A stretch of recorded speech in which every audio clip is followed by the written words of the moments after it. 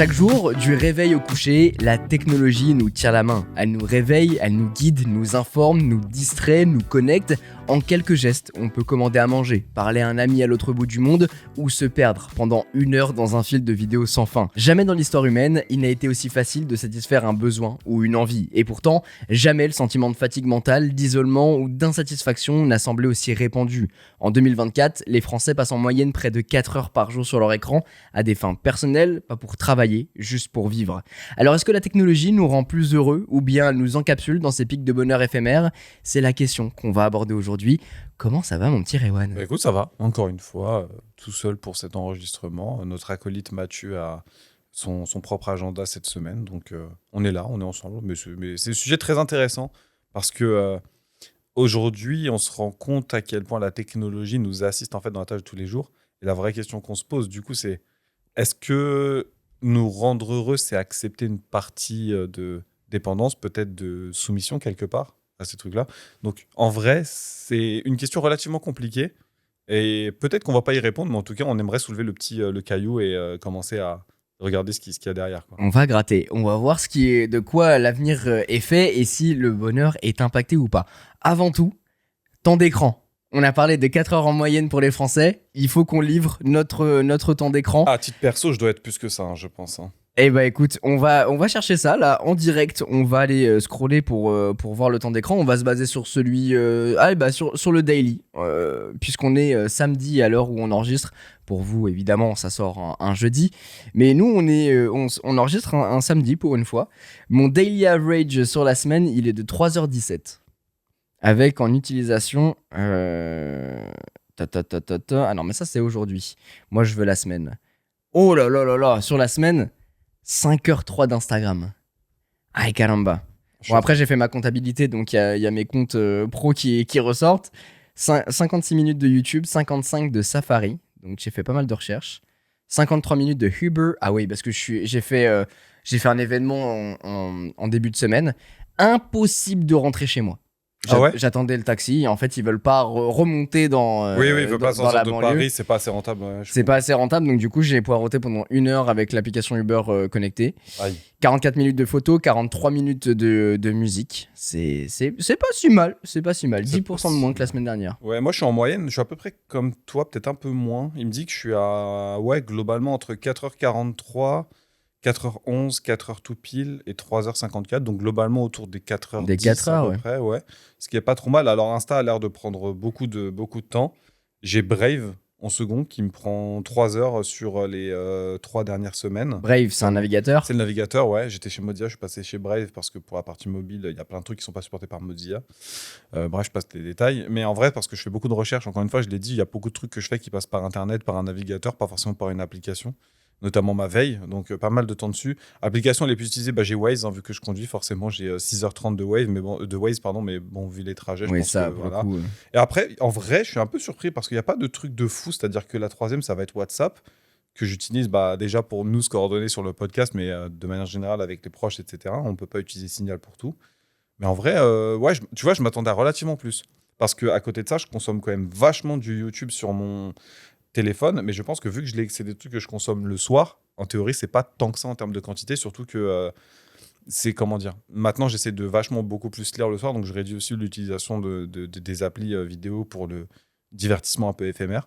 Donc en vrai, je suis plutôt content. Ok, écoute, t'es finalement dans la moyenne. Tu parlais de 5 heures précédemment.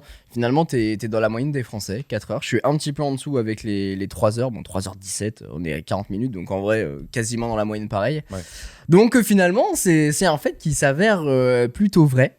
En tout cas, est-ce que l'influence et l'utilisation qu'on a de ces 3h17, de ces 4 heures, etc., influencent notre bonheur ? C'est un petit peu ce dont on va parler aujourd'hui. Parce qu'on parle beaucoup de plaisir et de confort dans un épisode dédié justement sur cette partie-là. Donc on laissera écouter ce podcast si jamais vous voulez écouter, qui est d'ailleurs un petit peu la continuité de cet épisode, je pense, qui va aussi vachement se compléter avec l'épisode sur la dopamine. C'est un petit peu le trio gagnant. Voilà, on voulait vous parler de ces 3 points parce qu'ils se complètent vachement, vous allez le voir. Il y a des notions qui vont revenir. Mais écoutez, ces 3 blocs, ils sont vachement complémentaires et vous en saurez un petit peu plus sur comment comment aujourd'hui les marques peuvent apporter certaines solutions pour essayer de nous agripper. On en parlera même dans fameux temps cet d'écran épisode. disponible. Le fameux temps d'écran, la fameuse attention qui veulent nous capter. Et puis aussi, évidemment, le confort à travers des objets, à travers des technologies et à travers des savoir-faire qui peuvent influencer justement notre confort et notre plaisir. Et nous, de notre côté, on consacre énormément de temps, évidemment, aux outils du numérique, et parce que l'expérience finalement qu'elle nous procure, à la fois, on ne peut pas vivre sans, très peu aujourd'hui, on en parlait récemment, mais c'est surtout que ça nous conforte dans un certain plaisir qu'on n'a pas envie de se défaire. Mais c'est ça, en fait, la notion qui est intéressante, c'est le plaisir versus le bonheur, parce que quelque chose qui fait plaisir, c'est pas forcément quelque chose qui rend heureux. Et c'est là le premier paradoxe de cette situation-là, c'est de se dire, ok, je prends du plaisir à faire tel truc, mais est-ce que j'en suis réellement content? C'est-à-dire que tu connais le concept du doom scrolling. Ouais. C'est le fait que tu es là, tu te perds dans le scroll infini, des réels, des shorts, de tous les trucs issus des formats courts et du nouveau mode de consommation de ces formats, qui est en fin de compte le scrolling infini. C'est-à-dire que plus tu scrolls, en fait, ça s'arrêtera jamais. Tu auras toujours la gueule qui va te proposer des réels, etc. C'est en fin de compte, tu le fais, tu es abreuvé de trucs avec une courte attention. Et en fin de compte, déjà, tu n'en retires aucune info. Et en fait, tu ne te rends même pas compte de ce que tu es en train de faire. C'est-à-dire que tu scrolles jusqu'à ce qu'au bout d'un moment, tu te dises, oh, putain, il est tard, il faudrait peut-être que j'aille dormir. Et il y a un paradoxe là-dedans, c'est ton cerveau, il est content quand tu le fais. Pour autant, tu n'en retires aucun bonheur. C'est quelque chose que tu fais presque de manière mécanique, en fin de compte. Ça te divertit, en fait. C'est pour limite passer le temps. Et moi, c'est un truc qui me rend assez fou là-dedans. C'est que généralement, tu vas le faire parce que tu n'as pas envie de faire une autre tâche. Exactement. Et tu vas le faire même par réflexe. Pas le réflexe, et même moi, très honnêtement, ça m'arrive de le faire, où je suis confronté à une tâche où je dois réfléchir sur un mail parce que je suis en contact avec X ou Y, peu importe. Ça fait chier, quoi. C'est un truc que t'aimes pas faire. C'est même pas, ça me fait chier, j'ai pas envie de le faire, c'est plus, c'est important, il faut que je prenne le temps de le faire, et parfois, genre t'es là, t'écris une ligne, tu réfléchis, t'es en mode, ok, et ton cerveau il fait, hop, évasion. Ouais. Et il va vouloir faire une autre tâche parce que, oula, compliqué. Il faut trouver un truc, il faut divertir, il faut trouver un autre truc pour confronter la situation. Ouais, c'est ça, ouais. Et exactement, il faut plaisir. Là, vas-y, va chercher bonheur, tu vois. Et c'est un truc qui arrive plus souvent qu'on ne le pense. Et c'est pour ça qu'il y en a beaucoup. Alors, par exemple, au réveil, quand tu te réveilles, tu vas choper ton téléphone. Il y a des solutions aujourd'hui d'un réveil avec des roues, tu sais, où quand le réveil sonne, le réveil se casse. Oui, c'est excellent. Donc tu es obligé de te la table lever, basse, il saute de la table, il se met cassoulis et tout. Et donc tu dois le pourchasser finalement. Et pareil, quand tu bosses, on dit de mettre le téléphone à l'écart et tout, ce qui n'arrive jamais. Moi, jamais je mets le téléphone à côté. Il est à côté de moi. Parfois, je le retourne et j'enlève surtout le mode Always on Display. Tu sais, pour pas avoir l'écran allumé en permanence, qui est une sollicitation parmi tant d'autres. Alors moi, je fais l'inverse, mais parce qu'en fait, il me met pas l'heure sinon. Et quand je me retourne, vu qu'il fait mon réveil, il fait aussi entre guillemets horloge quand je le mets sur le chargeur sans fil, sur le truc MagSafe. En fait, quand je me tourne, des fois, ça m'arrive de me réveiller dans la nuit, je suis en mode il est 7 heures là, ok, c'est bon. Ah oui, sur la table de nuit. Mais oui. quand tu bosses. Ah non, j'ai jamais le Always On de toute façon la journée. Ok, c'est ça. Pour la batterie. Ouais, exactement, pardon, ça j'enlève parce que justement, tu peux avoir ce regard avec ton tel et te dire, ah même, putain, tu veux y aller quoi. Même tu le laisses hors de portée, c'est-à-dire oui, tu le retournes, le machin, tu vois pas l'écran, tu coupes les notifs, tout ça. En mode, ça. Quand je suis concentré. Mais du coup, ce truc-là, du doom scrolling, c'est le pire ennemi là-dessus parce que dès que ton cerveau il est en mode là, je suis confronté à une difficulté, il faut que je me concentre. Si t'es pas dans l'état de flow, c'est-à-dire que t'es pas à un état où t'avances vraiment dans la tâche, où t'as plus que ça, déjà, tu vas être tenté d'aller choper le téléphone. Et en plus, si jamais tu arrives... Enfin, il y a une notif qui vient casser ce flow-là, t'es foutu parce que tu on parlait la dernière fois du fameux temps de reconcentration, je sais plus exactement comment ça s'appelle, mais globalement, il te faut à peu près 15 minutes pour te concentrer dans une tâche. Donc, en fait, c'est la dette que tu perds s'il y a quelque chose qui vient te sortir de la tâche sur laquelle tu étais bien concentré, le temps d'y rebasculer pleinement. Et là-dessus, en fait, il y a un effet assez pervers, c'est qu'en fait, le fait de faire... Quand tu as une tâche qui est compliquée à faire ou que tu as du mal à démarrer, ton cerveau, il va pas être content de suite. Par contre, le fait de l'accomplir et de le faire, tu vas être grave content. C'est incroyable. C'est fou. Et en fait, le plus dur, c'est un peu syndrome de la page blanche. C'est j'ai du mal à commencer, mais quand j'ai commencé, je me lance. J'ai pas commenté, moi, c'est un peu comme ça. Ah, mais complètement. Le plus dur, c'est vraiment de démarrer. C'est comme tu as envie de commencer, je sais pas, un marathon, un truc et tout. Le plus dur, c'est de commencer à cultiver cette culture du... Je demande à mon corps, en fait, d'y aller. Tu vois, je demande à mon cerveau de se dire, putain, ça me manque. Et pas, j'ai une difficulté à commencer, un peu comme la salle de sport, ce genre de truc. Alors, il y a un truc, moi, que je fais de plus en plus quand je commence à être confronté là-dessus. Tu parlais de la phobie de la page blanche. C'est un truc qui arrive très souvent. Ouais. Et moi qui écris des scripts toute la semaine, ça m'arrive très régulièrement. Ce que je fais, c'est que je commence plus par le début. En disant, bon, ok, il me faut une intro. Il me faut une intro percutante pour les réseaux, etc., etc. Maintenant, je commence plus par ça. Je commence au milieu.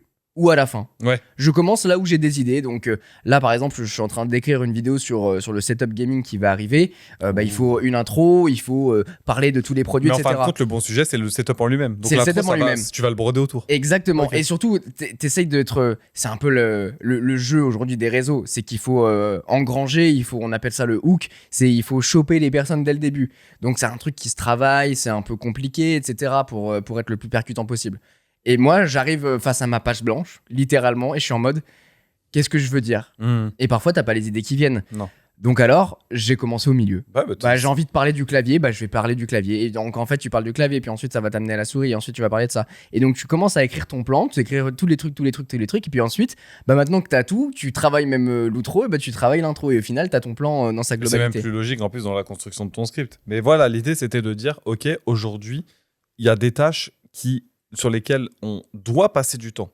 Et en fait, on est tellement habitué à avoir ce petit rush de on est content d'avoir un truc tout de suite qui nous satisfait, que faire des tâches qui nous satisfassent plus, mais après une plus longue période d'effort, c'est beaucoup plus compliqué, vu qu'on a tous ces stimuli externes, desquels on va voir peut-être au fil de la discussion s'il faut qu'on s'en débarrasse ou quoi. À côté de ça, il y a quand même un autre truc qui est un peu pervers. On parlait du FOMO dans l'épisode avant sur justement tout ce qui est addiction, smartphone, etc.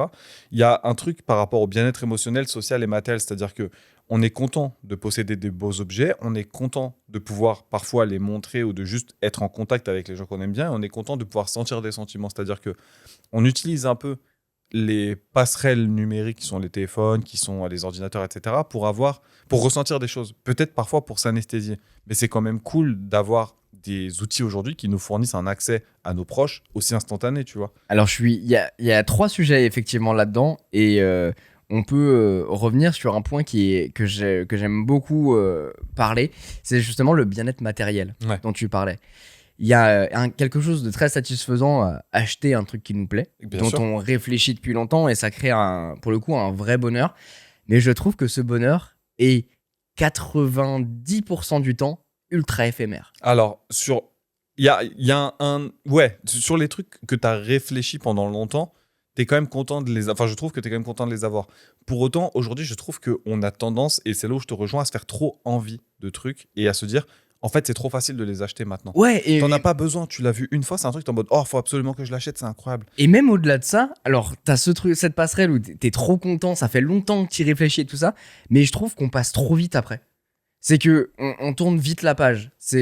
T'achètes. T'es tout le temps dans un cycle. Ouais, en fait, on arrive dans une société où t'as toujours envie, t'as toujours besoin, il y a toujours quelque chose qui fait qui te pousse il y a toujours une personne qui va avoir ce truc en plus, Oui. et du coup, t'es jamais rassasié. Je suis d'accord. Il y a jamais cette fin où t'es en mode, ok, j'ai construit mon PC. Ouais. Je suis trop content. Ouais. Ça fait des années que j'en rêve. J'ai acheté cette voiture. Ça fait des années que j'en rêve. Et tu vas avoir ces premières semaines de découvrabilité. T'es hyper content. Tu vas jouer, tu vas te l'apprivoiser, etc. Et rapidement, 1 mois plus tard, 2 mois plus tard, ça va devenir la normalité. Ouais. Et tu vas vouloir passer à autre chose. Tout ce qui brille n'est pas d'or, en fin de compte. C'est le fait de se dire, putain, je le voulais et tout. En fait, c'est même pas l'envie de l'utiliser, c'est l'envie de le posséder, en fin de compte. C'est l'envie de se dire, putain, c'est exactement le terme. Ça fait trop longtemps que tu entends parler du PC gamer, que nous, on joue, quand on peut, hein, parce que maintenant, on va avoir trouvé le temps. Déjà, le temps soi-même de jouer, c'est compliqué, et le temps de jouer et de se coordonner avec tout le monde pour jouer au même moment, alors là, laisse tomber, c'est un calvaire. Le fait de se dire, putain, c'est ça qui m'en empêche, tu l'as. Tu vas mettre beaucoup d'efforts au départ à vouloir le faire et à le faire fonctionner, donc à t'en servir. Et en fin de compte, au bout d'un moment, t'es en mode, maintenant je l'ai, j'ai plus envie pareil, puisque maintenant je possède le truc.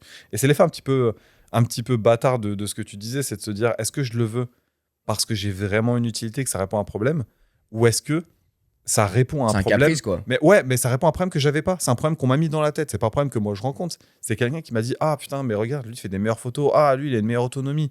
Lui il fait tourner ce jeu à plus de FPS que moi. Mais en revanche, quel bonheur, quoi. Quand tu l'as, quel bonheur. Ouais, je veux dire, peu importe le produit que tu cherchais à avoir. Bien sûr. Quel bonheur, quoi. Pour le PC, c'est encore plus particulier parce qu'on est tous les deux issus de la génération Lego. On adorait monter des Lego et tout. Et le fait de pouvoir le monter, c'est en mode, putain, c'est le mien. J'ai les composants que je veux, dans le boîtier que je veux, dans l'écran que je veux. Donc, en plus, c'est trop. Il y a un aspect vraiment personnel. Très satisfaisant, ouais. Dans la notion d'acquisition, c'est la même raison pour laquelle Apple, ils mettent les écrans, tu sais, pas pas un angle particulier. T'avais entendu cette anecdote-là ou pas? Dans les Apple Store, ils te les ouvrent pas complètement. Ah L'écran, oui. il est juste à un angle où tu ne peux pas très bien le voir. Donc, qu'est-ce que tu fais? Tu veux le tâter, tu commences par acheter l'écran. Et en faisant ce premier geste-là, tu es déjà dans la démarche d'acquisition de l'objet. Tu es déjà dans la... T'essayes de te l'approprier. De te l'approprier, exactement, dans l'appropriation. Donc, tu es en mode, voilà, je commence à toucher, ok, je commence à m'habituer. Mais tu as fait ce premier geste de, attends, je vais le mettre bien pour que moi, je puisse voir dedans. Et je trouve que c'est hyper intéressant d'avoir ce genre de petit truc-là où c'est en mode, ça suscite un bien-être. C'est en mode, attends, il est pas bien mis, j'y vais. Là, c'est mieux, je vais pouvoir je vais pouvoir consommer le truc. Et je me sens bien à l'idée de commencer à le manipuler. Mais cette notion de bien-être matériel est hyper importante et je trouve qu'on façonne notre société autour de ça. Ouais. Parce qu'on est régi par ça, parce que les marques nous bassinent avec des nouveaux produits continuellement. Avec des nouveautés qui sont parfois minimes, mais juste, c'est récent. Et marketingment parlant, les marques sont contraintes en fait de faire cette évolution tous les ans, même si ça ne sert à rien et qu'on aurait besoin d'avoir cette pause pendant, je sais pas, 2-3 ans pour avoir une réelle nouveauté. Et pour pas avoir à la fois cette course à la consommation et quand on parle de ces trucs-là, c'est pas forcément des produits qui sont chers. Ah oui, peu importe, ouais. C'est des produits qui viennent répondre à un problème et potentiellement un problème qu'on n'avait pas. C'est-à-dire que c'est quelqu'un d'autre qui nous a mis un problème dans les yeux, qu'on est en mode, non, peut-être que mon téléphone, à l'heure actuelle, oui, il a un meilleur appareil photo, une meilleure autonomie, mais en vrai, moi, pour mon utilisation, j'en ai pas besoin. Et c'est la différence entre le confort et le bonheur durable. C'est la question à celle qu'on essaye de répondre, c'est est-ce que la technologie nous rend plus heureux? Donc, c'est plutôt dans le bonheur. Mais le confort reste pour autant important. Et il n'y a pas que le confort dans la propriété, l'appropriation de l'objet, mais plutôt le confort de se dire, cet objet me suffit à moi-même. De se dire, oui, j'ai une bonne télé. Oh, il y a la dernière télé 4K, machin, qui est sortie, HDR, encore plus incroyable, machin et tout. Est-ce que j'en ai besoin? Est-ce qu'il va satisfaire mon usage? Est-ce que je l'achète parce qu'on m'a mis dans la tête qu'elle était mieux que la mienne et que je la veux juste pour des critères matériels que, en plus, là, 90% du temps, je comprends même pas? Ou est-ce que, en fin de compte, j'arrive à me défaire de l'idée qu'elle est mieux, mais que celle que j'ai me suffit? Et c'est déjà une étape, un effort maintenant psychologique de se dire, j'ai ce dont j'ai besoin. Certes, il y a du mieux, je verrai plus tard. Pour l'instant, je n'ai pas de problème réellement avec ce que je possède. J'avoue, je suis pas un bon pote pour ça. Non, mais toi, c'est un autre. Je teste beaucoup de trucs. À chaque fois que je parle de plein de sujets différents à chaque fois et je possède différents produits parce qu'il y a aussi de la découvrabilité. Il y a ce truc de. Je suis dans un domaine qui évolue très vite, donc il y a besoin de tester plein de trucs. Mais c'est vrai que à chaque fois que j'aborde une discussion ou que des gens viennent chez moi, c'est en mode ah ouais, il y a ça. Mais attends, mais ça c'est nouveau ça. Ah puis il y a ça. Et du coup, il y a toujours cette envie qui est poussée. Et c'est là où justement il faut être intelligent et se dire attends, mais est-ce que j'en ai réellement besoin? Ou là c'est vraiment l'achat kiff ou l'achat vas-y flemme. Et en même temps il faut ce genre de truc là. Alors après ça dépend de votre portefeuille et une nouvelle fois tous les produits sont différents et tu peux être attiré par un produit qui coûte 2 balles comme un produit qui coûte 5 balles. D'ailleurs je sais pas si c'était toi qui me l'avais montré, je crois que c'était toi, mais tu sais le rasoir anti-bouloche, je crois que c'était toi. C'est moi, c'est moi. Et je vais chez lui, je vois ce truc là, il le passe sur son pull, je suis en mode mais c'est génial ton truc. Bah ouais. Il me dit mais Quentin ça coûte genre 5 balles sur Amazon, qu'est-ce qui t'arrive? Achat immédiat quoi. Bah oui, et c'est le fait que tu connaisses pas qui m'a trigger parce qu'à chaque fois avec Tatooine, t'achètes, t'es en mode putain, il y a des bouloches ou il y a des poils et tout machin. Et puis même de manière générale, tu le laves. C'est forcément que ça fait. Et au bout d'un moment, ça en fait, ouais. Donc c'était en mode, mais attends, ça c'est pas un achat technologique, mais quand même, ça me surprend. Et oui, en fait, c'est un achat évident. Anecdote. Peu importe le prix, quoi. Anecdote, ça fait 2 mois qu'il est chez Jérémy, que j'ai aidé à déménager dans son appart, et il me l'a pas rendu. D'accord, Jérémy, vous le voyez dans la vidéo du setup que Quentin. Le complice. Le fameux complice du voyage. Rends-le-moi, s'il te plaît. Ça vaut pas cher, mais fais chier. Pitié. Mais c'est vrai que justement, on peut être attiré comme ça et faire des achats un peu coup de tête. Et parfois ça fait du bien aussi, hein.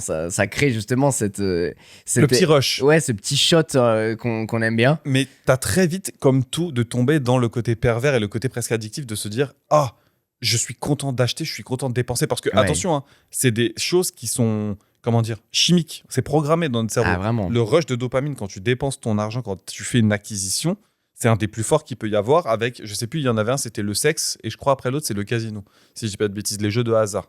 C'est un des trucs vraiment qui te donne la plus grande satisfaction. Donc, sans défaire, il y a des gens qui vont me dire oui, mais moi je suis fort, etc. On est tous globalement foutus de la même pareille, même s'il y en a qui ont des terrains plus aptes à tomber dans des facilités dans ce genre-là plutôt que d'autres. Malgré tout, un combat, et les gens qui ont arrêté de boire ou de fumer sauront de quoi je parle, se défaire d'une habitude et d'une addiction comme ça, c'est vraiment très compliqué. C'est vraiment neurologique. Toi et moi, on est des grands adeptes de la domotique. C'est-à-dire que voilà, on a Non, je pas vois pas de quoi mal tu parles. pas mal de routines. À telle heure, la lumière va s'allumer. En même temps que ton réveil, ça va te prévenir de certaines tâches que tu vas faire pendant la journée. Le soir, pareil, les lumières elles vont descendre à un certain niveau d'une certaine couleur pour pas t'agresser les yeux et pour faciliter ton endormissement, pardon, compliqué à dire. Le truc, c'est que aujourd'hui, déjà, tu as des trucs qui sont dans la routine, comme ça. Là, c'est vrai que bon, toi, tu es encore une fois un utilisateur relativement avancé de la domotique, tu en as beaucoup chez toi. Mais de manière générale, on se rend pas compte de à quel point, dans le cadre de notre vie quotidienne et dans le gain de temps et dans potentiellement le gain de productivité, on va y venir, on a pas mal de choses mises à notre disposition qui nous aident. Un truc à la con, tu te lèves le matin, tu as ton réveil qui sonne, bah potentiellement, il va te dire directement ah, la météo, c'est ça aujourd'hui. Donc tu vas te dire ah, putain, j'avais pas anticipé ça, bon, je vais devoir changer potentiellement comment je m'habille. Plutôt que de sortir et te dire ah, je vais avoir froid toute la journée, je vais être mouillé parce que j'ai pas vu qu'il pleuvait. Ah, fais gaffe, sur ton trajet, il y a un accident. Donc déjà, de base, tu vas devoir partir un peu plus tôt parce que forcément, ton trajet va être un peu rallongé. Tout ça, c'est des informations que tu as à ta dispo de manière pratiquement transparente, on s'en rend même plus compte, mais qui viennent quand même apporter un certain confort dans ta vie quotidienne qui, pour moi, est pas négligeable. Ah, ça enrichit complètement. C'est ça qui est fort avec la technologie. C'est que aujourd'hui, tu as accès à toutes les informations autour de toi. Hyper C'est rapide. fou. Hyper rapidement et tu te poses même plus la question. Moi, l'exemple le plus flagrant, c'est j'adore cet acteur. Il a joué dans quoi? Je le recherche. Ouais. Je sais. Et puis, tu as l'info directe. Mais il y a pour tout. Ah, bah, on parlait de l'IA encore une fois à chaque fois. Aujourd'hui, il y a beaucoup de gens qui dépendent vachement de l'IA pour poser des questions un peu dans la vie de tous les jours. J'en connais qui utilisent l'IA, je sais pas, peut-être 4-5 fois par jour pour dire hey, j'ai pas entendu parler de ce truc-là, tu peux en parler. Ah, j'ai un bouton bizarre, tu peux me dire à quoi ça correspond. Ou ah, j'ai tel truc qui est tombé en panne, tu vois. C'est vrai que ce vraiment- genre de questions, alors sur les boutons, pas du tout, hein, mais de manière générale, l'utilisation de l'IA à ces fins-là, Ouais. ça vient de plus en plus naturellement Bien sûr. de mon côté. Parce qu'en Plutôt fait, que d'utiliser Google, en fait. c'est vraiment en mode full assistant. Parce qu'en fait, les gens voyaient pas ça quand on leur a dit que ça allait potentiellement remplacer le moteur de recherche. Mais en fin de compte, c'est ça qu'on veut, le moteur de recherche. C'est un truc, tu tapes une information pour obtenir un résultat de ton information, une question que tu poses. Bah, si tu peux la poser à un être humain qui potentiellement est un super utilisateur, on va dire, quelqu'un qui connaît énormément de choses, c'est le cas de l'IA, même si elle fait des conneries, bah, tu vas te tourner forcément vers cette solution-là. Mais c'est vrai que ça fait partie des effets positifs de fou hein, de la technologie aujourd'hui. Tu parlais de l'automatisation. Pour moi, c'est un des top 1 et des trucs en fait que je remettrais pas du tout en cause aujourd'hui. C'est tellement évident. Et alors aujourd'hui, il faut prendre un petit peu le temps de se mettre un petit peu dedans. T'as pas mal pour de programmation à faire. l'apprivoiser. Exactement, ouais. Mais à partir du moment où tu l'as fait, en fait, déjà, tu touches plus à rien. Ouais. Voilà, moi, j'ai passé, allez, on va dire, une semaine en tout bout à bout pour tout faire. Ouais. Et maintenant, en fait, ça fait 4 ans que je suis comme ça, je touche à rien. Et puis en fait, tu te rends pas compte à quel point c'est avantageux. C'est-à-dire que tu pars. Moi, un truc à la con, mais un des trucs que j'automatise le premier, c'est le thermostat de chez moi, tu vois. Je me dis, putain, si je pars en vacances et j'ai oublié de descendre le chauffage, bah je peux le faire. Je m'en fous. Même si je suis lent, je vais pas payer une semaine tu vois, de gaz ou chauffage, quoi, ouais. de chauffage parce que je suis lent. Donc en vrai, c'est évident. S'il y a un problème à la maison, je le sais direct, tu vois. Il y a tout un tas de petits trucs comme ça qui sont aujourd'hui sont du confort qui, tu sais, à l'inverse de ce que je disais tout à l'heure, tu sais pas que tu as le problème. Et ça va répondre à un problème que tu sais pas que tu avais. Tu es en mode, bah oui, mais en fin de compte, oui, pourquoi je m'en suis jamais préoccupé de ce truc-là, tu vois. Donc tu as aussi ce paradoxe-là de se dire, ça répond à une contrainte liée à mon confort, qui pourrait être un cas après. Tu pourrais dire, putain, j'ai vu un capteur Netatmo, je l'ai acheté, j'ai même pas vérifié si mes radiateurs étaient compatibles, tu vois. Ça peut arriver. Et pour autant, une fois que tu l'as, tu te dis, bah ouais, en vrai, je comprends, c'est cohérent. Ouais, et puis même, il y a ce côté trop content quand à distance, tu peux y avoir accès et tu sais exactement ce qui se passe. Bien sûr. Moi, c'est un truc que j'aime beaucoup, c'est le fait d'avoir la connaissance. Ouais. Je sais ce qui se passe chez moi en temps réel. Si j'ai besoin d'ajuster quelque chose, je peux le faire. Je suis content de me lever et d'avoir ces informations. Je suis content de pouvoir... je suis en déplacement, c'est un peu compliqué. Là, j'ai envie de me faire plaisir, j'ai pas envie de sortir. Pouvoir commander un truc rapidement, Bien sûr. ça en fait aussi partie. Pouvoir, si je suis à l'autre bout de Paris, comme je disais tout à l'heure, pouvoir me commander un Uber pour rentrer chez moi, Ouais. sans avoir à me prendre la tête avec les horaires, etc.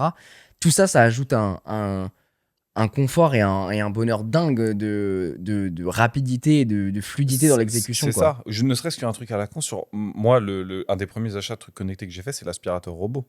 J'avais 2 chiens à l'époque. Quel plaisir de se dire, putain, l'aspire robot, il va passer. Alors ouais, il faut que je le vide, mais au moins pendant que je suis en train de faire un truc, je vais pas me casser la tête à tous les soirs ou tous les 2 jours, ramasser des mitons de poils pas possible. Tu sais, comme les trucs qui courent dans le désert, là, l'espèce de buisson, les trucs, Ouais, les les rolls, énormes trucs, ouais. les espèces de buissons secs, là. Et ça contribue vachement à un confort global, mais pour tout le monde, pas que pour moi, mais pour ceux que j'invite ou qui habitent chez moi, tu vois. Il y a des progrès qui sont faits sur tout ce qui est, comment dire, vie à la maison et puis tout ce qui est, tâches ménagères. Tu vois, c'est con, mais ta machine, le fait que tu puisses la programmer, certaines, tu peux les programmer à distance. Ton four, c'est pareil.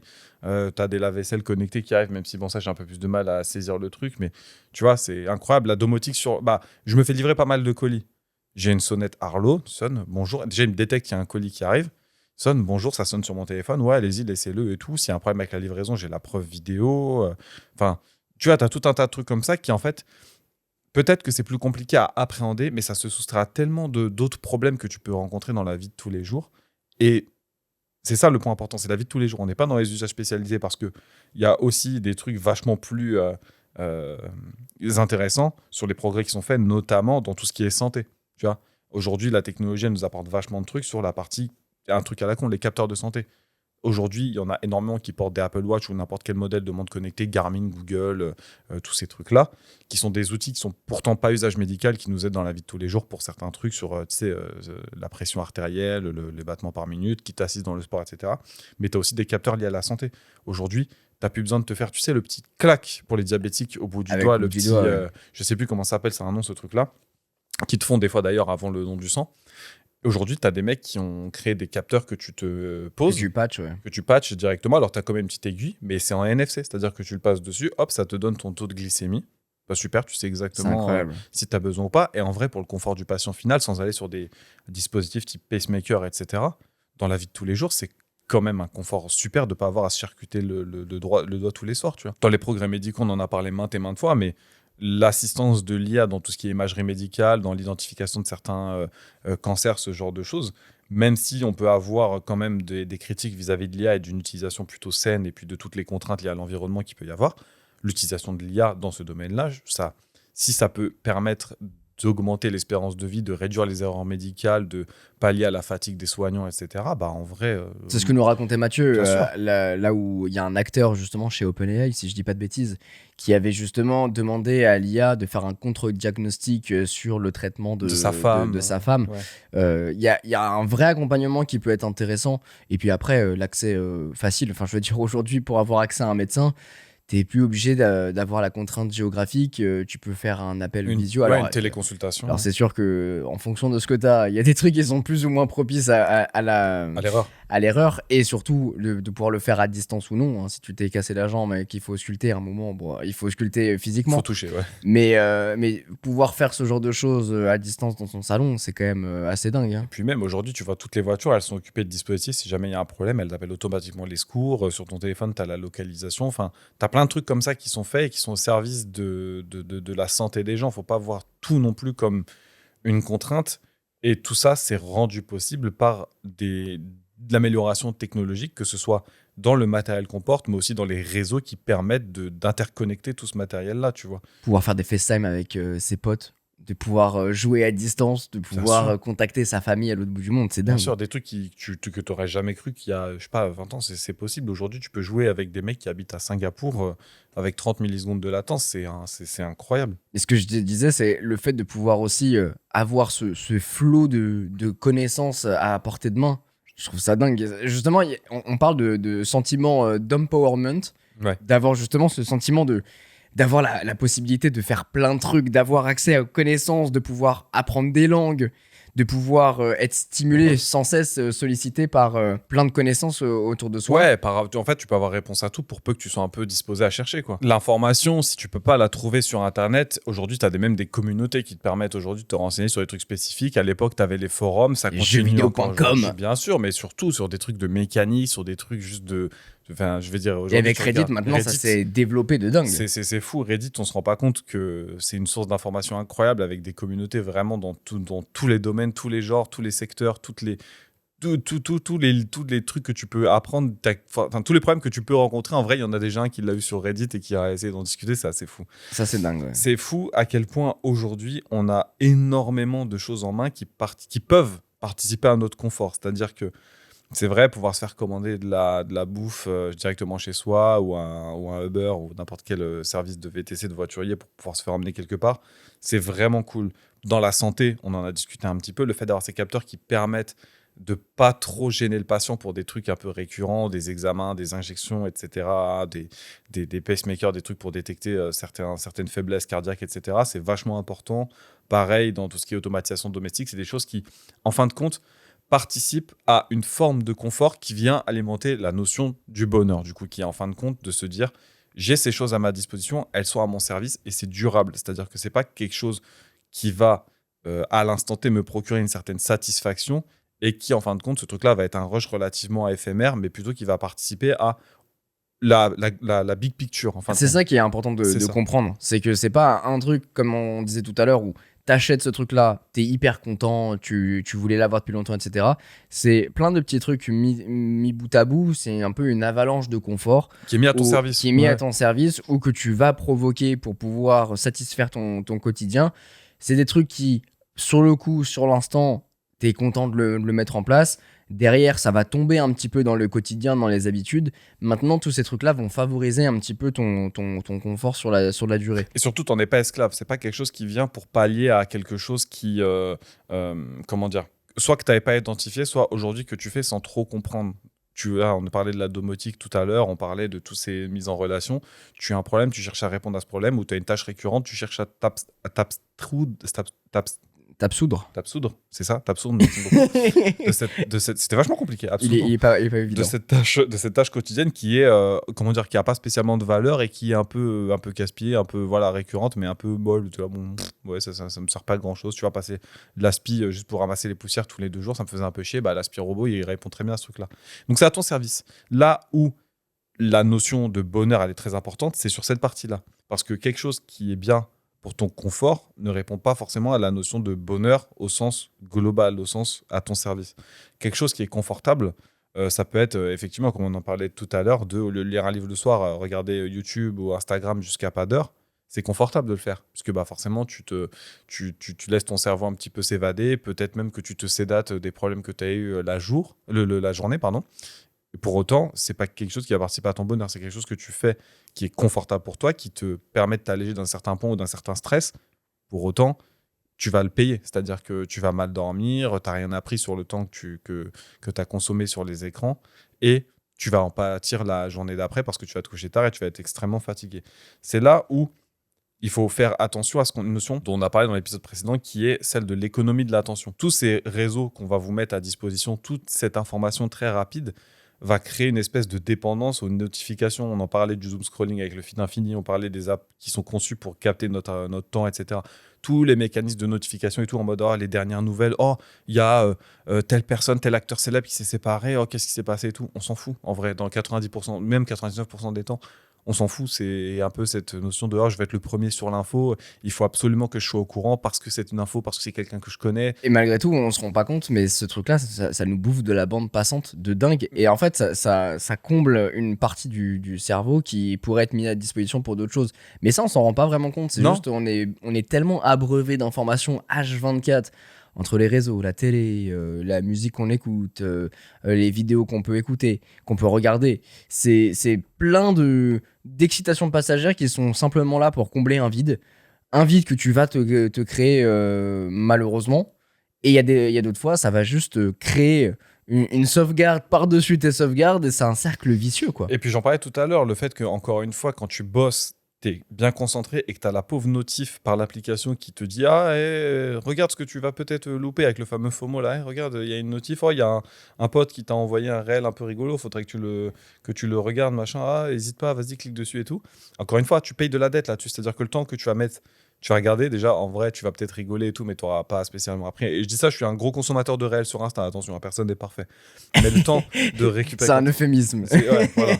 Et le fait que derrière, tu vas devoir te reconcentrer dans la tâche, bah, tout le temps que tu as perdu pour le fait que tu sois déconnecté de la tâche sur laquelle tu étais concentré, bah, tu vas le payer. Mais c'est cet envers des plaisirs du numérique. Hein, exactement. C'est cette dépendance qu'ils peuvent engendrer. Et tu t'es...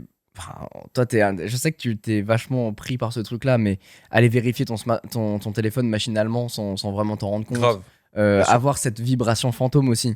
Je l'ai eu récemment et ça m'a perturbé. J'étais en mode voilà, faut que j'arrête là. Alors, anecdote, hier, tu sais, moi j'ai toujours ma montre connectée au poignet et en fait, j'ai pas dormi chez moi parce que j'étais un truc professionnel la veille et en fait, elle était déchargée donc je l'ai laissée à la maison.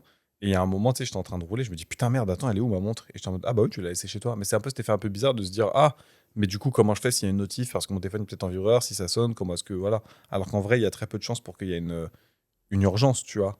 Ouais. Mais malgré tout, tu te sens presque un peu nu, tu vois. Tu te sens un peu à poil, Ah oui, t'es en mode, oui, ah, tu vas louper un truc. complètement.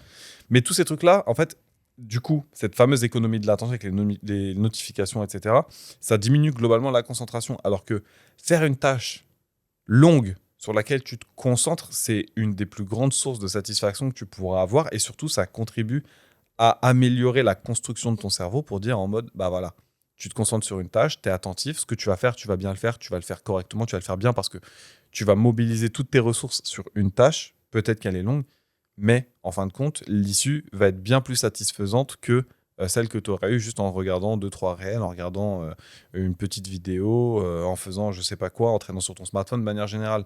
Et c'est un truc que tu vois beaucoup, on en parlait dans les études sur l'attention dans un épisode précédent, mais sur lequel on voit décliner une capacité de l'attention de manière spectaculaire, surtout chez les jeunes qui consomment pas mal ces réseaux-là. Bah à force justement d'être interrompu, tu perds cette capacité de flow. On en parlait, ce Le flow. tunnel. Ouais. Quand tu es concentré sur une tâche, moi c'est ce qui m'arrive quand je fais des tâches créatives où je suis à fond dedans. Et c'est marrant parce que plus j'y réfléchis, et c'est pas la première fois que je vous en parle, plus à chaque fois je suis dans ce tunnel de montage, je suis à fond dedans, etc.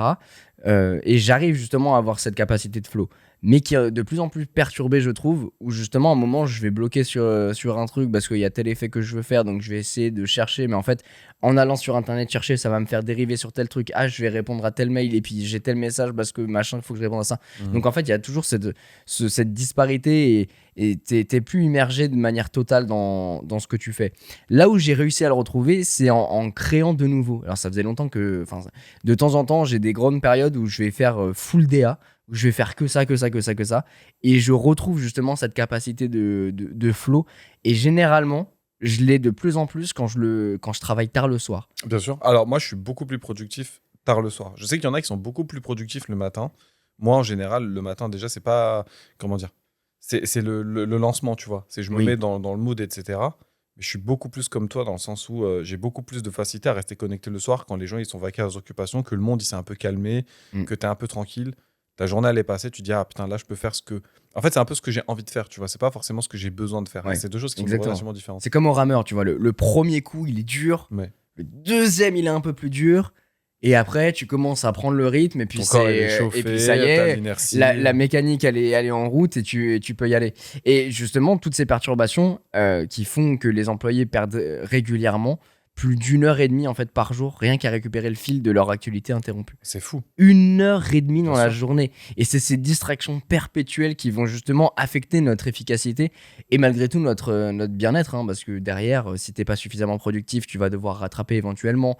Ou alors juste, t'es pas satisfait de ce que tu fais. Bien sûr. Et c'est un grand sentiment, je pense que moi, je suis vachement affecté par ça, hein, pour être honnête. Et je pense que beaucoup de personnes au bureau peuvent avoir ce besoin, ce truc-là de Ouais, tâches inachevées c'est finalement. clair. Alors, en fait, tu as deux parties du monde pour être dans le monde professionnel et dans les travails de bureau. En fait, t'en as qui sont plus productifs au bureau parce qu'ils ont besoin de déconnecter avec leur environnement perso pour se mettre au travail. Donc, ils vont être sujets aux sollicitations dans le cadre professionnel du bureau, c'est-à-dire un collègue qui passe te voir, qui te propose un café ou juste qui discute d'un autre projet, mais qui te sort de la tâche que tu es en train de faire, peut-être pas le projet sur lequel tu es en train de bosser. Ça, c'est un problème. Mais d'un autre côté, tu as des gens qui sont comme moi, ou au bureau, en fait, vu que tu as du monde autour, tu prends de l'information, mais t'es pas forcément plus productif qu'une journée en télétravail. Ouais. C'est-à-dire que tu peux discuter, avoir l'info tout de suite parce que tu as des collègues à côté où tu entends des discussions, où tu as les discussions machine à café ou autour d'une clope pour ceux qui fument, même s'il y en a de moins en moins. Mais pour autant, au niveau productivité, je suis beaucoup plus productif au télétravail parce que paradoxalement, j'ai pas ces échanges-là en Ouais, télétravail. t'es Quand on dans ta ping- bulle quoi. Ouais, c'est ça, quand on ping sur Teams, Slack, peu importe, on me sollicite pour un truc précis dans le taf. Mais c'est rare qu'on me demande juste des nouvelles et qu'on fasse une discussion un peu informelle sur la machine à café, etc. Et puis même, de manière générale, il y a moins de stimulation. C'est-à-dire que les mails, je les lis entre guillemets quand j'ai envie. C'est pas quelqu'un qui va me tapoter l'épaule pendant que je suis avec mes écouteurs en Ouais. train de bosser sur un truc. Donc, je pense qu'il faut un peu pour faire un tout, mais quoi qu'il en soit, ça réduit un petit peu les distractions externes. Donc, à savoir, vous, quel profil de personne vous êtes. FYI, on serait interrompu 10 fois par heure sans s'en rendre compte. C'est énorme. C'est énorme. 10 fois par heure. 10 fois par heure. Putain. Franchement, c'est assez fou. Après, c'est vrai que on a cette surcharge informationnelle, hein, clairement, entre les pop-up, l'alarme, notifications, rappels, appels, réseaux qui veulent nous capter. Possibilité à lâcher ton phone. Ouais. En fait, t'es stimulé en permanence et on a du mal à s'en rendre compte parce qu'en fait, on est entouré de ces choses-là. Mais c'est là où ça crée une espèce de, du coup, de dépendance un peu tacite. C'était en mode, bah ouais, forcément que t'es dans un monde où toute l'actu va très vite, où t'as l'impression que c'est limite un concours pour savoir qui va être le premier sur l'info ou quoi. Complètement. Et que derrière, en fait, tu te rends compte que les infos que tu captes, déjà, elles sont pas forcément très, très importantes. Et puis que du coup, ça crée une espèce comment dire, de latence dans ton cerveau à garder la possibilité et même la connaissance de certains trucs que tu vas faire. Tu vois, juste, un truc à la con. Je me sers beaucoup de Waze pour mes trajets du quotidien, et je regarde de moins en moins le trajet qui m'entoure. Donc il y a des situations dans lesquelles j'ai du mal à me situer, alors que c'est des trajets que je fais relativement régulièrement, parce que j'ai plus l'habitude de me dire psychologiquement, il faut que j'aille à tel endroit pour prendre telle direction, pour gagner tel truc. J'ai pas besoin, j'ai le GPS. Pourquoi est-ce que je vais m'emmerder à retenir le trajet? Sauf que le jour où tu perds le GPS, tu l'as. Ça, on en parlait dans un quoi. épisode dédié. Bien sûr. On vous invite à aller l'écouter parce que justement, on essaie de faire cette confrontation entre ce qu'on avait avant et ce qu'on a aujourd'hui. Et c'est sûr que la technologie, elle a transformé radicalement notre rapport avec ce qui nous entoure. Et d'ailleurs, je me demande si ça n'a pas créé finalement des nouveaux stress par rapport à ça. On voit de plus en plus de burn-out, mais je me demande, tu sais, fort heureusement, j'ai pas été confronté à ce point-là, à cette échelle de burn-out. Hein. J'ai eu ces phases de down où tu remets beaucoup de choses en question, tu remets ton métier en question, des choses là. Hein, Puis voilà. toi-même, à titre perso, peut-être une baisse de l'estime de soi ou un truc comme ça. C'est même pas une. Alors, en partie parce que tu te dis est-ce que je suis légitime, mais c'est plus en rapport avec mon travail. Parce que j'ai beaucoup ce truc-là où t'es en mode. T'as cette réflexion de. En vrai, si demain le monde s'arrête de tourner, il tournera sans moi sans aucun problème. Mais ça, c'est le cas pour énormement de personnes. Mais c'est dur de l'accepter, le fait que t'es pas unique et que t'es tout à fait remplaçable. Il y a ça, et le fait de dire, en fait, tu fais un métier qui... Enfin, tu vois, de mon côté, je fais un métier qui, en vrai, peut être remplacé par quelqu'un demain. Si la fin du monde arrive, ton métier, il sert à rien. Enfin, tu vois, il y a ce genre de réflexion-là. Et puis, bon, je suis pas comme... je suis comme tout le monde, hein, clairement, où je vais me poser les mêmes questions que tout le monde. Je vais remettre en question mon travail, la manière dont j'aborde les choses. Enfin, c'est tellement rapide de pouvoir trouver une échappatoire. Et en même temps, il y a tellement de nouveaux métiers qui arrivent. Grâce aux nouvelles technologies, tu peux apprendre beaucoup de choses différemment. Et à un moment, juste, tu remets en question les choses. Et puis même, l'évolution du monde, elle est très rapide. C'est-à-dire qu'aujourd'hui, tu as des créateurs qui existent, qui arrivent sur le marché, tu en as jamais entendu parler, qui viennent un peu casser tous les codes et tout. Et du coup, tu essaies de les copier. Mais ça, c'est un aspect un peu bâtard des réseaux sociaux. C'est-à-dire que complètement, c'est une vitrine, les réseaux sociaux. Vous pensez connaître Quentin parce que vous le connaissez au travers des contenus qu'il publie. Si je vous dis que c'est un mec qui est relativement différent et relativement similaire dans la vie privée, vous aurez encore une fois qu'une vision unilatérale, puisque soit vous me faites confiance, soit vous me faites pas. Et encore une fois, moi, je vous dégage une certaine image de Quentin parce que je vous décris et parce que moi, je le connais et que j'ai ma propre idée de lui, que je le veuille ou non. D'un autre côté, il faut bien prendre en compte que c'est une relation qui est relativement, c'est pas asynchrone le terme, mais c'est qu'en fait, vous connaissez les gens que vous connaissez sur les réseaux à travers ce que les gens vous montrent de ces gens-là. Ce qui vous les dégage, côtoyez pas, ce qui dégage ou ce qu'on a envie qu'ils dégagent, tu vois. Ce qu'on a envie de montrer, c'est clairement. ça. Que ce soit pour justement faire de la couverture médiatique et générer du clic, ou alors juste pour véhiculer une image un peu sympa de mecs proches des gens, etc. Donc, il faut bien se rappeler que la vitrine des réseaux sociaux, elle est relativement idéalisée, ou pas, mais qu'elle est présentée d'une manière à fournir de votre part une certaine attention, une certaine implication. Parce qu'en fin de compte, c'est cette implication qui génère des clics et qui génère de l'argent. Mais sauf que d'un autre côté, c'est aussi une raison pour laquelle tu as une corrélation entre l'usage intensif des smartphones et des réseaux sociaux et la dépression en augmentation chez les jeunes. Parce que tu es tout le temps en comparaison avec la dernière trend, le dernier jeu, il a les dernières paires, il a le dernier téléphone, il a pas vu ce truc-là, mais t'étais où? T'as pas vu cette trend, c'est trop marrant, on échange entre nous, toi t'es pas dedans. Mais c'est pour ça que je trouve que ça crée une sorte de burn-out numérique, quoi. Et je trouve qu'on est vachement influencé par ces trucs-là malgré tout. L'opinion des gens, évidemment, parce que surtout que moi je suis entre guillemets en exposition publique, donc t'es confronté à ça directement. Mais même dans le cadre privé, il y a cette comparaison qui est faite en permanence.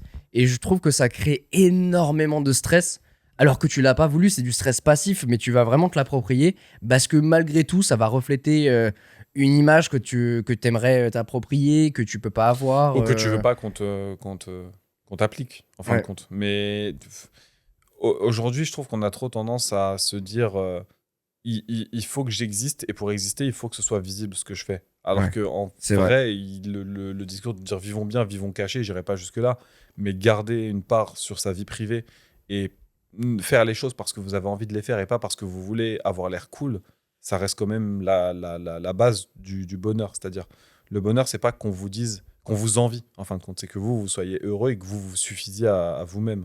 Surtout dans un monde où maintenant la surveillance à but commercial avec l'exploitation de vos données, le ciblage publicitaire comportemental C'est des clair. algorithmes et la manipulation de comment dire, de certaines préférences de communication pour vous proposer des trucs et vous pousser à acheter parce que, entre guillemets, on a vu de base vos analyses statistiques et algorithmiques que vous serez plus apte à consommer dans telle période tel type de produit. C'est des gens qui le font, qui sont formés sur l'étude du comportement du cerveau humain vis-à-vis de certains stimuli. Donc, oui, on vous propose, oui, vous avez acheté, oui, vous êtes content de l'acheter, mais en fin de compte, vous savez même pas à la base pourquoi vous l'avez acheté, ne serait-ce que vous avez vu la petite pop-up qui est apparue sur votre truc parce que vous publiez tellement sur les réseaux qu'on sait dans quelle direction on veut vous faire aller et qu'on vous fait, on vous transforme en bon petit mouton bien docile qui consomme, quoi. Moi, ce que j'aime bien me dire fréquemment, c'est n'oubliez pas d'être le héros de votre vie. Oh, c'est Tu beau vois, ça. c'est un peu comme dans un film. Ouais. C'est que t'es pas en quête secondaire, t'es pas en TLC, c'est toi le putain de héros, donc va chercher la vie comme t'as envie de l'entendre. Ouais. Agis pas par frustration, tu sais, vis-à-vis des autres, de la jalousie que tu peux avoir sur les réseaux, t'en parlais. Faut faire attention évidemment à tous les débordements toxiques, hein, le cyberharcèlement, les discours de haine, toute cette désinformation aussi qui est hyper anxiogène aujourd'hui avec toute la sollicitation qu'on a. Mais surtout, il faut pas perdre contrôle sur sur sa vie intime, sur qui on est. Donc ouais, n'oubliez pas d'être le héros de votre vie, c'est Faut pas se important. laisser déborder. Je pense que c'est là où tu as dit le truc important, c'est que, encore une fois, ces outils, ils ont été créés pour être à notre service, pas pour nous rendre dépendants. Tu vois, quand les gens se mettaient à fumer, c'était parce qu'ils pensaient que il y avait, même s'il y avait des études qui étaient contre hein, le fait que c'était quelque chose qui était bon pour la santé, bah, c'était vendu comme ça à l'époque. On s'est rendu compte après, ou alors ça a été fortement poussé par les lobbies de l'époque, que en fait, que c'était pas quelque chose de bon, tu vois. Le truc, c'est qu'aujourd'hui, c'est un peu plus bâtard dans le sens où, bah oui, t'as quand même ce petit rush de se dire je sors mon téléphone, je consulte les réseaux, je suis premier sur l'info, etc. Mais c'est un peu bâtard parce que tu consommes pas pareil. Quand tu allumes une clope, ça n'a pas un bon goût, ça fait de la fumée, c'est dégueulasse, tu laisses ton mégot de merde par terre, ça, c'est un peu chiant. Entre guillemets, tu as une image mauvaise du truc, tu vois. Là où le smartphone, bah, c'est un peu, tu vois, c'est un bel écran, c'est un beau C'est produit, sûr. c'est présenté dans une belle interface, tu vois, c'est un peu plus bâtard de se dire, ouais, mais comme tout ce que tu fais dans la vie, faut le faire avec modération, il faut avoir conscience de ce que tu fais et pourquoi tu le fais. Et Parce qu'à un moment retrouver, donné, ouais. ouais, c'est ça, à un moment Mm. donné, si t'as pas une certaine forme d'hédonisme numérique, en fait, tu te fais déborder. Retrouver un petit peu sa quête de sens. Justement, je Exactement. pense à l'ère du numérique, parce qu'au-delà des indicateurs visibles hein, dont on a parlé de bien-être, hein, le plaisir, l'émotion, la santé mentale, il a un impact plus impalpable mais crucial du bonheur, c'est le sens que l'on donne à sa vie. Se sentir utile, accompli, connecté à quelque chose de plus grand que soi, voilà à quoi contribue profondément le bonheur durable, hein, à mon sens. Et la question se pose vraiment, est-ce que la technologie, elle nous aide ou au contraire, elle entrave à cette quête de sens et d'épanouissement personnel? C'est un truc où je pense qu'on a vachement perdu aujourd'hui. C'est que on est tellement stimulé par plein de trucs différents qu'on n'arrive plus à se reconcentrer sur ce dont on a vraiment besoin et ce qui nous permet de nous épanouir. On va faire une action parce qu'on sait que telle personne l'a fait, ça peut être cool. Ouais. On va pas chercher un truc, un Unique ou truc qui fait unique, plaisir à ouais, notre image, mais on exactement. va chercher quelque chose potentiellement qui va davantage plaire aux autres et augmenter notre estime de soi par rapport à ce que les Exactement. gens vont nous approprier comme idées qui sont faites en disant ouais, c'est trop cool, etc. Je te prends un exemple tout con, le bureau que vous m'avez fait. En vrai, la vidéo, elle a été super bien reçue, les gens sont super contents et tout. Moi qui bosse tous les jours dedans, je suis trop content. Mais c'est pas le même content que tu as quand tu le dévoiles. C'est-à-dire que je suis super content de bosser dans une pièce qui me correspond, qui a été faite par des gens que j'aime en plus, et puis qui surtout répond à mon besoin, c'est-à-dire à la fois me sentir bien, mais à la fois avoir un truc pratique, etc. Pour autant, toi, le but, au-delà de me faire plaisir, c'est aussi un objectif de montrer ce que tu es capable de faire et de t'investir à fond dans un projet super sympa et de faire kiffer les gens. Bien Tu sûr. vois, même si voilà, le résultat est que c'était un truc qui a nécessité beaucoup d'argent, beaucoup de temps de préparation, qui n'était pas rentable, quoi qu'il en soit, tu vois. Donc il y a toujours cette espèce de disparité en disant je le fais, je suis content de le faire, je suis content de le proposer aux gens, mais qu'est-ce que les gens vont me proposer à moi en retour, dans le sens où comment est-ce qu'ils vont prendre le truc. Aujourd'hui, on est tellement, comment dire, dans la boucle de se dire je vais proposer des trucs de fou parce que le marché est fait que de trucs de fou, que de gens qui font des setups de fou, que des gens qui font des configs de fou, que des gens qui vont à des événements de fou, qui vivent une vie de fou, que tu es en mode, même sans trop le vouloir, en compétition avec ces gens-là. Et Ah, c'est bien là sûr. où cette espèce de stress tacite de l'image que tu te fais de ces gens-là, et dans cette espèce de rapport d'échelle, de satisfaction de ce que tu proposes vis-à-vis des relations humaines et de comment on te jauge, est extrêmement bâtard. De toute façon, c'est ce que je t'ai dit dès que la vidéo était à peine sortie. Je t'ai dit, de toute façon, je cherche pas d'objectif de vue, je m'en bats les couilles. Ah, sur la vidéo, oui, bien Ouais, sûr. sur la ouais. vidéo, je t'ai dit, c'est simple, en fait, peu importe ce qu'elle fait, moi j'étais content de faire le projet, c'est comme ça que je voulais le faire de A à Z, et c'est comme ça aussi que je l'ai monté, que je l'ai travaillé, etc. Mais du coup, c'est un projet sensé, c'est-à-dire que c'est un truc que tu as fait pour un accomplissement personnel, pour le plaisir Exactement. aussi d'offrir, parce qu'il y a quand même de ça. Il y a un sentiment d'utilité, de dire ah, je l'ai fait. Au-delà de juste un setup, c'est quand même un truc où ça a été isolé, c'est pas juste des trucs, c'est pas juste smoke and mirror, c'est pas juste un coup de peinture, Ouais. machin. Il y a vraiment eu un vrai travail derrière sur à la fois l'aménagement de la pièce en elle-même, point de vue énergétique, puisqu'on fait des travaux dans la maison, mais aussi utilité, c'est-à-dire Rewan, il travaille dans ça, il aime bien faire ça. Comment je transpose ça en plus dans un truc qui est agréable, qui est beau et qui a une identité. Et c'est là où tu as le dernier point du coup de mon propos, c'est la créativité authentique, c'est-à-dire de faire quelque chose que tu as pris plaisir à faire, véhicule à la fois ton image et à la fois la mienne, et qui englobe un petit peu tous ces besoins. Et en fin de compte, c'était ça l'objectif du truc. Et c'est là où on dit que c'est important de se poser des questions et de répondre à des problématiques qui ont une quête de sens pour nous, parce qu'en fin de compte, on peut pas... C'est illusoire de croire qu'on peut vivre au travers de ce que les autres nous Nous comment dire reflète, ouais, comme image.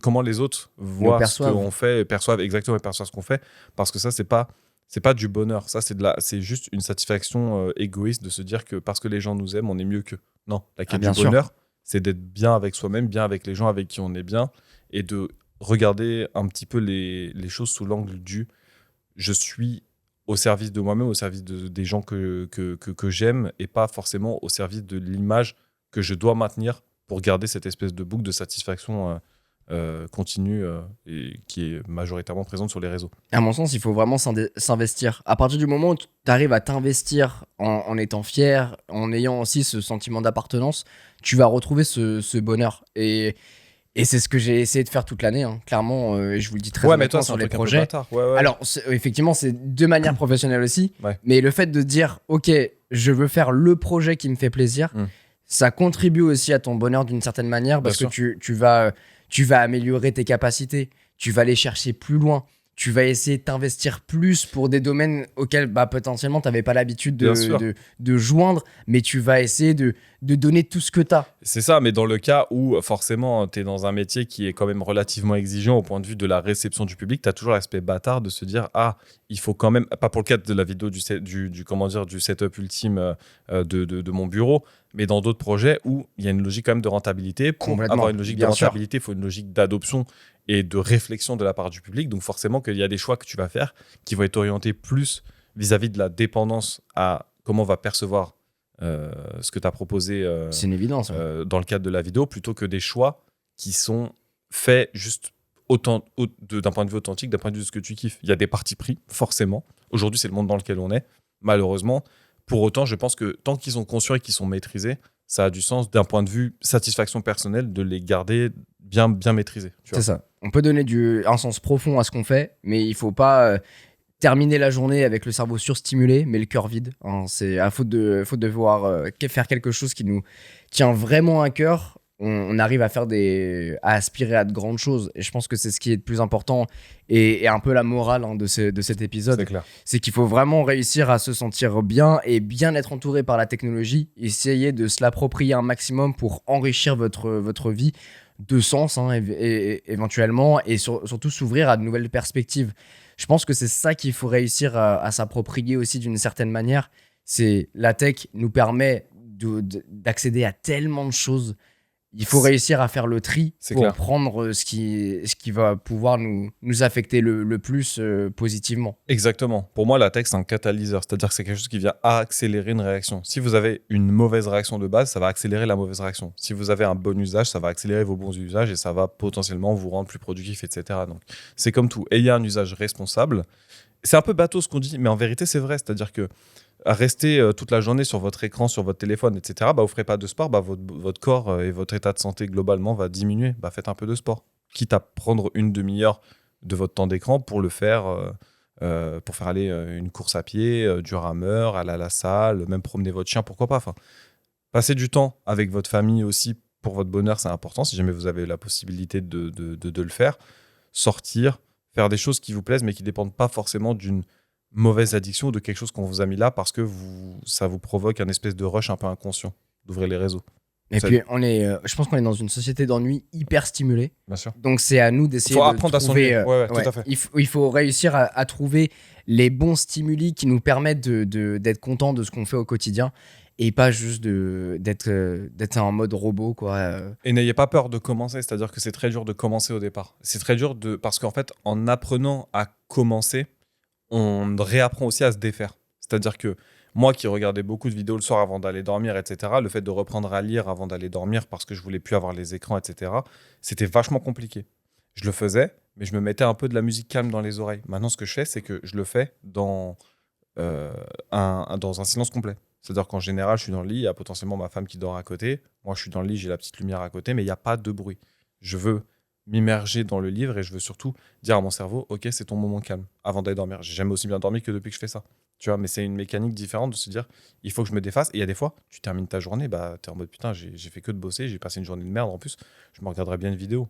Non, tu le fais parce que tu sais que ça, si tu le fais maintenant, tu vas le payer le lendemain. Merci en tout cas d'avoir passé ce petit moment avec nous dans Bubble. J'espère que vous avez apprécié. Ma voix, elle ne suit plus du tout. Vous l'entendez, ça y est, c'est la fin de l'épisode, c'est la fin de la semaine. En tout cas, si vous voulez nous aider et soutenir le podcast, n'hésitez pas à laisser les petites étoiles, à nous envoyer un DM et surtout, utilisez la bulle vocale pour enregistrer votre question. On répond à vos questions tous les lundis, donc n'hésitez pas à faire ça. J'espère que cet épisode vous a plu. En tout cas, on a essayé de grouper trois thématiques liées justement au confort, au bonheur et à la dépendance des réseaux pour faire un peu un trio gagnant et basé sur la technologie effectivement pour vous livrer un petit peu toute cette thématique. Je pense qu'on a fait un bon tour de tout ça, donc on va fermer ce petit triptyque. Dans tous les cas, nous on se retrouve très vite pour un prochain épisode. Prenez soin de vous et à très bientôt dans Bubble. Ciao.